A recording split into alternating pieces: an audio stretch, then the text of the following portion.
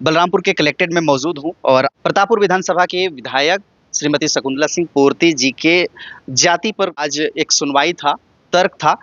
शकुंतला सिंह पोर्ते जी की एडवोकेट है, ये इनसे इनका पक्ष जानते हैं। क्या कुछ हुआ? मैं शकुंतला पोर्ते जी का विधायक का प्रतिनिधि अधिवक्ता हूँ। बृजेंद्र पाठक मेरा नाम है। आज आपत्ति के जवाब हेतु प्रकरण नियत था। आपत्ति का जवाब उन्होंने पेश किया है और आपत्ति पर आगामी तिथि पर सुनवाई होगी। अंतिम तर्क होगा। 29 तारीख को डेट तिथि निर्धारित किया गया है। 29 तारीख को तर्क होगा, इसके बाद प्रकरण आगे कार्रवाई होगी। जिस तरीके से इस बार जो चाक चौबंद है, सुरक्षाकर्मी यहाँ पर तैनात हैं, 144 500 मीटर के परिधि में लागू है, चूंकि इस तरीके की स्थितियां निर्मित क्यों हो रही? ऐसा हम लोगों ने तो नहीं किया है। कुछ लोग सौहार्द बिगाड़ने के लिए इस प्रकार कोई कार्य किए होंगे तो अलग बात है। प्रशासन अपनी व्यवस्था किया है। हमने तो शांतिपूर्ण तरीके से अपना पक्ष रखने आए हैं और पक्ष रख के अपने कार्यस्थल पर जाएंगे। श्रीमती शकुंतला सिंह पोर्ते जो वर्तमान में विधायक हैं प्रतापपुर विधानसभा क्षेत्र से, उनका पक्ष किन किन मामलों में ज्यादा स्ट्रॉन्ग? देखिए, उनके दादाजी यहाँ आए, भारत आज़ाद हुआ, 1950 के पूर्व आए, यहाँ पूरा जीवन व्यतीत किए, उनकी मृत्यु हुआ, नौकरी किए यहाँ पे, उनके पिता पुत्र का अनुकंपा नियुक्ति हुआ, वो भी नियुक्ति होने के बाद नौकरी किए। तीन पीढ़ियों से सरगुजा में निवास कर रहे हैं और इनकी जाति गौड़ ही है।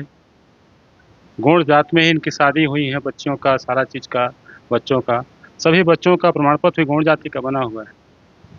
सर, ये जो पक्ष रखते हैं, जन्म से होता है, न कि विवाह से होता है। सर मैं थोड़ा सा इसे, चूंकि ये पिछले बार भी इस पर सवाल किया गया था, आप लोगों ने बताया था, अभी क्षेत्राधिकार को लेकर के आप लोगों ने आपत्ति जताया था कि कानून सरकार ने बनाई है। 2003 में कानून बना था पहली बार कि जाति सत्यापन होगा। 2003 से 13 के बीच में जितने प्रमाण पत्र बने हैं उनका जाति सत्यापन 3 के अनुसार होगा। 13 में एक नया कानून सरकार लाई, 13 के अनुसार अलग प्रक्रिया बनाई कर सरकार का। तो जो जिस दायरे में आएगा उसका समिति निर्णय करेगी, जो कि हमको सुनना है कि नहीं सुनना है, हमको सुनवाई क्षेत्राधिकार है अथवा नहीं है, ये समिति निर्णय करेगी। अगर पक्ष पंचभूत है तो सिवाय इसके कि आगे बढ़ता चला जाए या जिसका क्षेत्राधिकार में हो वो सुने, पक्ष को या फिर वो जो एविडेंस हैं उसको ही न्यायालय में प्रस्तुत नहीं किया जा सकता? तो समय के अनुसार सारी कार्रवाई है। सीपीसी के जो प्रावधान आकर्षित होते हैं उसकी प्रक्रिया बताई गई है कि क्या क्या करना पड़ेगा।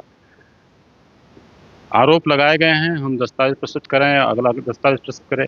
आरोप लगाने वालों को प्रमाणित करना पड़ता है, अपना उस पर भार होता है और समय के अनुसार साक्ष्य होगा। सीपीसी के जो प्रावधान उसमें बताए गए हैं कानून में, उसके प्रावधान का फॉलो होगा। उसकी प्रक्रिया पूर्ण होगी, अंतिम तर्क होगा और फिर समिति जो है हटल करेगी।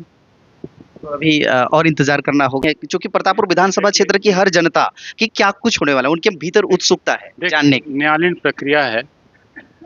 न्यायालयीन प्रक्रिया में जो कानून बना हुआ है, जो दायरे बने हुए हैं, जो नैसर्गिक न्याय सिद्धांत का पालन करने का जाति को लेकर के आज सुनवाई था, लेकिन फिर से अगला डेट 29/12/2025 निर्धारित किया गया है। जो क्षेत्राधिकार को लेकर के इन्होंने आपत्ति जताई थी उस पर उन्होंने जवाब प्रस्तुत किया है। अब उस दिन तर्क विधायक महोदया श्रीमती शकुंतला पोर्ते जी की तरफ से मैं अधिवक्ता हूं।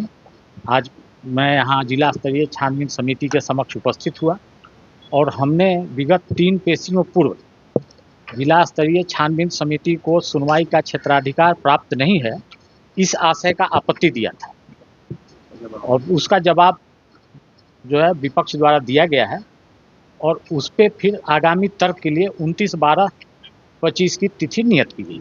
आज की यही कार्रवाई। धन्यवाद।